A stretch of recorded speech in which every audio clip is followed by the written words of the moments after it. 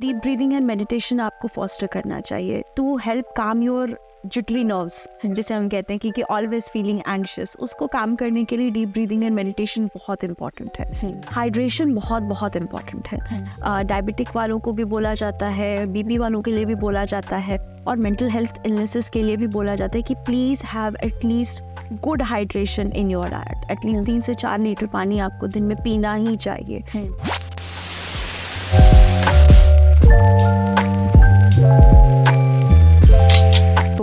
अभी जैसे हम लोगों ने आपसे काफ़ी क्वेश्चंस पूछे और आपने काफ़ी सारी टर्मिनोलॉजीज बताई हैं।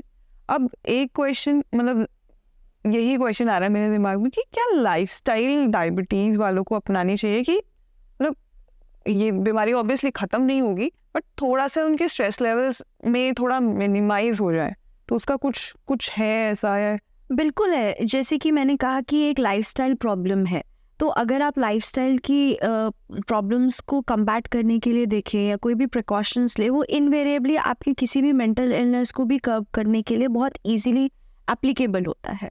जैसे कि आप हर किसी डायबिटिक पेशेंट को कहा जाता है कि brisk walking is mandatory for you, लेकिन वो लोग सिर्फ ब्रिस्क वॉकिंग के तौर पे लेते हैं क्योंकि ये डायबिटीज़ के लिए हेल्पफुल है, नॉट थिंकिंग कि यही ब्रिस्क वॉकिंग है जो आपको काम करेगा, आपको रिलैक्स करेगा एंड इनवेरिएबली आपकी स्ट्रेस, एंजाइटी और डिप्रेशन में भी काफ़ी हेल्प करेगा।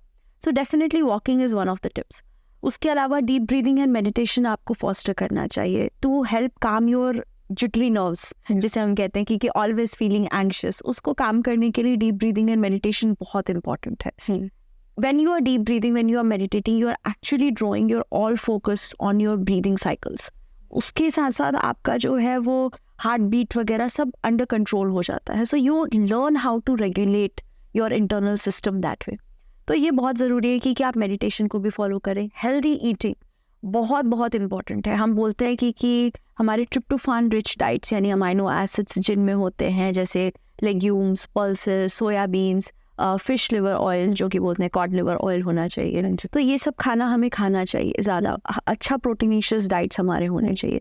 और ये प्रोटीनिशियस डाइट जो है ये डायबिटीज़ वालों को भी रेकमेंड किया जाता है क्योंकि उनको हाई कार्ब डाइट नहीं खाना होता है। तो सिमिलरली हमारे इलनेसेस जो मेंटल हेल्थ रिलेटेड इश्यूज होते हैं उनको भी ट्रीट करने के लिए इस तरीके के डाइट्स फॉलो करने के लिए कहा जाता है। अवॉइड हाई सॉल्ट इनटेक, क्योंकि हाई सॉल्ट से आपको एंजाइटी भी प्रेसिपिटेट होती है। और इतना ही नहीं, जो डायबिटिक होते हैं वो invariably they are somewhere predispose to getting hypertension also. जो डायबिटीज और हाइपरटेंशन बोलते हैं ना कि ऑलमोस्ट साथ में ही आते हैं, इन द सेम पैकेट, साथ में ही आते हैं। Yes, so it is important कि आप इन सारे चीज़ों को ट्रीट करने के लिए better to have low salt in your diet. Hydration बहुत बहुत इम्पॉर्टेंट है। डायबिटिक वालों को भी बोला जाता है, बीपी वालों के लिए भी बोला जाता है, और मेंटल हेल्थ इलनेसेस के लिए भी बोला जाता है कि please have at least good hydration in your diet. At least 3 से 4 लीटर पानी आपको दिन में पीना ही चाहिए। That is to flush out all the toxins जो भी आपके बॉडी में रहता है, and also to regulate your internal system. As I said, it has tremendous researchers कहते हैं ये कि आपके एंग्जाइटी को काम डाउन करने में एक बेसिक स्टेप होता है। किसी को भी एंग्जाइटी हो रही होती है, हम उनको सबसे पहले ये बोलते हैं कि try learning to sip water. Water को सिप करके पीना सीखो, तो उस टाइम आप एंग्जाइटी को रेगुलेट कर सकते हो। इसके अलावा आपके लिए बहुत ज़रूरी है कि आप सोसाइटी से कट ऑफ मत हो जाओ just because you are not able to you feel that you are not able to enjoy that much.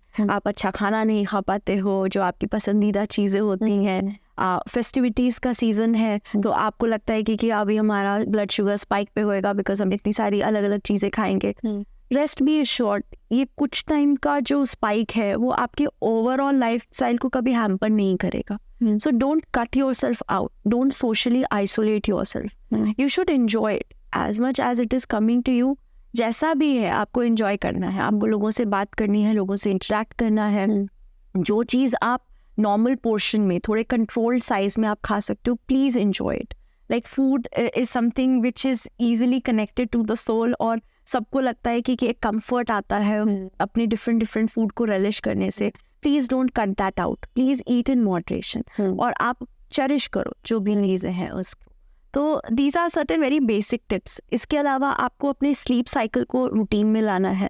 अपना स्लीप आपको कम से कम 7 से 8 घंटे लेना ही चाहिए. शुड नॉट बी लाइक कि आप ओवर एग्जॉस्ट कर लो खुद को.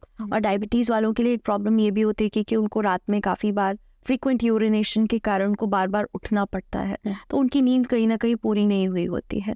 तो इट इज़ इम्पॉर्टेंट कि आप 7 to 8 hours of sleep definitely foster करो. उसके कम में आपको जो है वो फ्रेशनेस नहीं आएगी and you will always be jittery, you will always be at your age. तो ये बहुत ज़रूरी है. ये कुछ टिप्स हैं और मैंने कुछ भी ऐसा डिफरेंट नहीं बोला है, मैंने कुछ भी ऐसा impractical नहीं बोला है. Whatever I have said is something that you can do in your day-to-day practices. For sure. So this was our Thriving Minds podcast series, जिसमें हम लोगों ने mental health और diabetes cover किया है. Please feel free to drop down your comments regarding this topic, like diabetes से related. If you have any kind of queries, please drop the comments and Dr. Ankita will guide you on that. Thank you.